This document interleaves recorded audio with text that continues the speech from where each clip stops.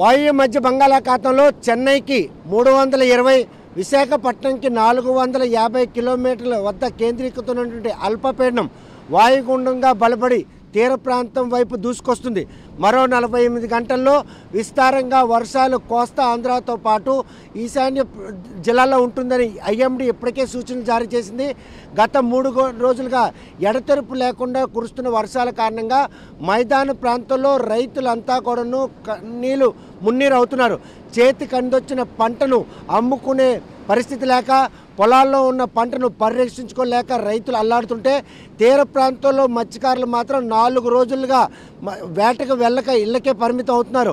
ఇటు చూస్తే ప్రస్తుతం ఈ వాయుగుండం ప్రభావం మాత్రం చిక్కోలు తీరంలో స్పష్టంగా కనిపిస్తుంది.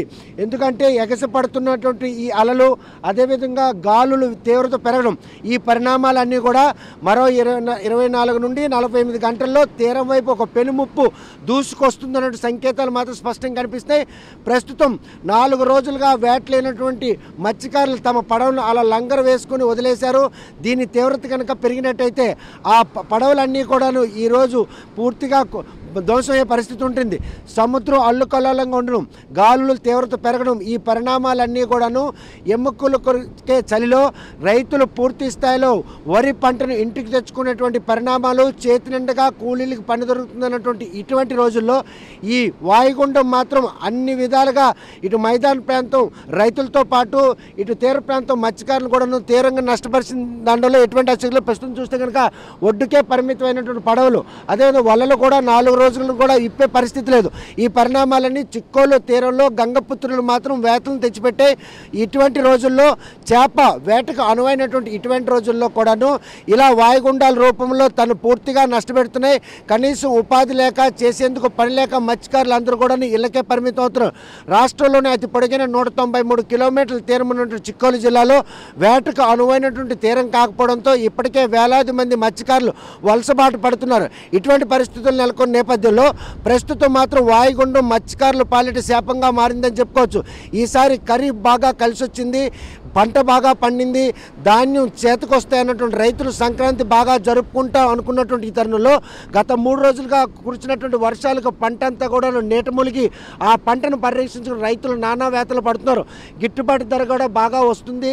ధాన్యాన్ని అమ్ముకునేందుకు సిద్ధమవుతున్న రైతులకు మాత్రం 24 గంటలు అమ్ముకున్న ధాన్యానికి 24 గంటల్లో కూటమి ప్రభుత్వం వచ్చిన తర్వాత డబ్బులు అకౌంట్లో పడ్డం, ఒక పండగ వాతావరణం నెలకొన్న ఈ తరుణంలో ఈ వాయుగుండం రూపంలో వచ్చినటువంటి ఈ పెనుముప్పు మాత్రం వారందరినీ కూడాను ఒక మదనపాటు గురి చేసింది అని మాత్రం చెప్పుకోవచ్చు. మరో 48 గంటల్లో మాత్రం విస్తారమైన వర్షాలు కురుస్తాయి. ఆ వర్షాలు కురిసే క్రమంలో కనుక ఈదురుగాలు ఇచ్చినట్టయితే విద్యుత్ సరఫరాకు అంతరాయం జరుగుతుంది. పరిసర ప్రాంతాలన్నీ కూడాను జలమయ్యే పరిస్థితి ఉంది. ఇటు మన్యం ఎక్కువ ఉన్నటువంటి ఈ తరుణంలో ఎముకలు కొలికే చలి, మరోవైపు ఈ వర్షాలు, ఈ 2 పరిణామాలు కూడాను ఆదివాసులకి ఎటువంటి అనారోగ్యాలు తెచ్చిపెడతాయన్న ఒక ఆందోళన వారిని కూడా వెంటాడుతుంది. ప్రస్తుతం సముద్రం మాత్రం అల్లుకొల్లంగా ఉంది. చాలా లోతు కూడా సముద్రం వెళ్ళే పరిస్థితి ఉంది. ఇటువంటి పరిణామాలన్నీ చిక్కోలు తీరంలో మత్స్యకారులతో పాటు మైదాన ప్రాంతంలో వర్షాలు ఎడతెరుపు లేకుండా కురడంతో రైతులను కూడా తీవ్రంగా నష్టపరిచాయి. ఈ విషయంపై జిల్లా యంత్రాంగం మాత్రం ఐఎండీ ఇచ్చిన సూచనల మేరకు పూర్తి స్థాయిలో అప్రమత్తమై ఉంది. ప్రస్తుతం చెదురుమదురుగా వర్షాలు కురుస్తున్న నేపథ్యంలో పంటంతా నీట మునిగిపోయిన రైతులు మాత్రం పంటను పరిరక్షించుకునేందుకు నానా వేతలు పడుతున్నారు. ఇటు తీరంలో వేట లేక మత్స్యకారులందరూ కూడా ఇళ్లకే పరిమితం అవుతున్నారు.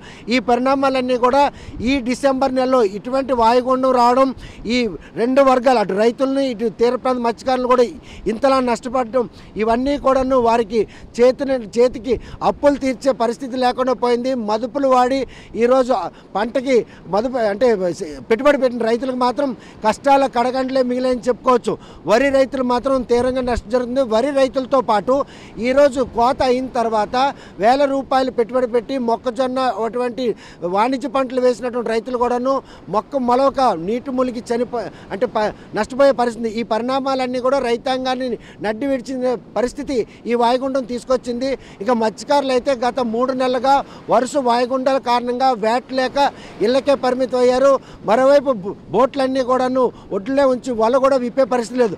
ఇటువంటి వాయుగుండాల రూపంలో జరిగినటువంటి నష్టానికి పూడ్చేందుకు మాత్రం ప్రభుత్వాలు ఏ విధంగా అంచనాలు రూపొందితే రైతులకు మాత్రం చేతికండొచ్చిన పంట నీట నీట మునిగిపోవడం, అమ్ముకుందామంటే అంటే పరిణామాలు. ఎందుకంటే ధాన్యం తేమగా ఉండడం, వాటిని అమ్మాలనుకుంటే మాత్రం తెగ నమ్ముకునే పరిస్థితి లేదు తప్ప ఈరోజు మాత్రం ఆ ధాన్యం కొనే పరిస్థితి లేదు. ఈసారి ధాన్యం కొనుగోలుకి చాలా కేంద్రాలను ఏర్పాటు చేశారు. రైతులకు మాత్రం వారు తెచ్చినటువంటి ధాన్యాన్ని ఎక్కడైనా అమ్ముకునే విధంగా వెసులుబాటు కల్పించినా కూడాను వాయుగుండం రూపంలో వచ్చినటువంటి ఈ పెనుముప్పు మాత్రం రైతుల పాలిటి శాపంగా మారింది. ప్రస్తుతం చిక్కోలు జిల్లా తీరం మాత్రం అల్లుకల్లోలంగా ఉంది.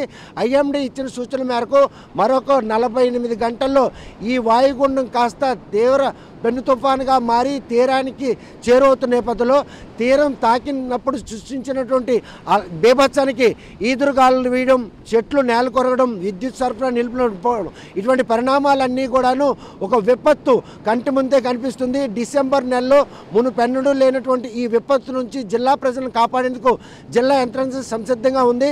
ఈ తుఫానుకి ఎటువంటి నామకరణం లేకపోవడం, కేవలం అకాల వర్షాలు, అల్పపీడనం కాస్త వాయుగుండంగా మారి కురుస్తున్న వర్షాల కారణంగా ఈ నష్టాన్ని పూడ్చేందుకు ప్రభుత్వం ఎటువంటి కార్యాచరణ రూపొందిస్తుంది, అటు రైతులను ఏ విధంగా ఆదుకుంటుంది, అదేవిధంగా ఇటు మత్స్యకారులను కూడా ఎలా భరోసా కల్పిస్తారు.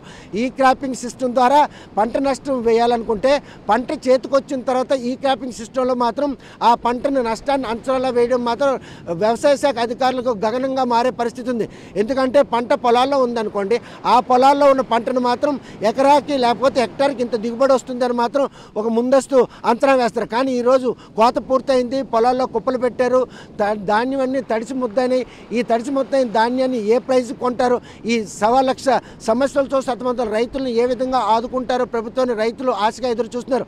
ఇక తీర ప్రాంతంలో ఉన్నటువంటి మత్స్యకారులకైతే మాత్రం మత్స్యకార భరోసా ఇప్పటికీ పడకపోవడం, మరోవైపు వరుస వాయుగుండాల కారణంగా ఇళ్ళకే పరిమితి ఉపాధి లేపడం, ఈ పరిణామాలన్నీ కూడా చిక్కోలు జిల్లా వాసులు మాత్రం తీవ్ర నష్టంతో పాటు భయాందోళన గురిపోయే పరిస్థితి ఉంది. వస్తున్నటువంటి ఈ వాయుగుండం బారి నుండి జిల్లా ప్రజలను కాపాడిన జిల్లా యంత్రాంగం ఎటువంటి చర్యలు చేపడతారో, మరో 48 గంటల్లో చిక్కోలులో మాత్రం ఒక అలజడి వాతావరణం నెలకొందనడంలో ఎటువంటి అతిశయోక్తి లేదు. చిక్కోలు తీరం నుండి వీడియో జర్నలిస్ట్ రామకృష్ణతో సత్యం, RTV శ్రీకాకుళం. మరిన్ని వీడియోస్ కోసం ఛానల్ ని సబ్స్క్రైబ్ చేయండి. లేటెస్ట్ అప్డేట్స్ కోసం వాట్సాప్ ఛానల్ ని ఫాలో అవ్వండి. ఆ లింక్ డిస్క్రిప్షన్ లో ఉంది.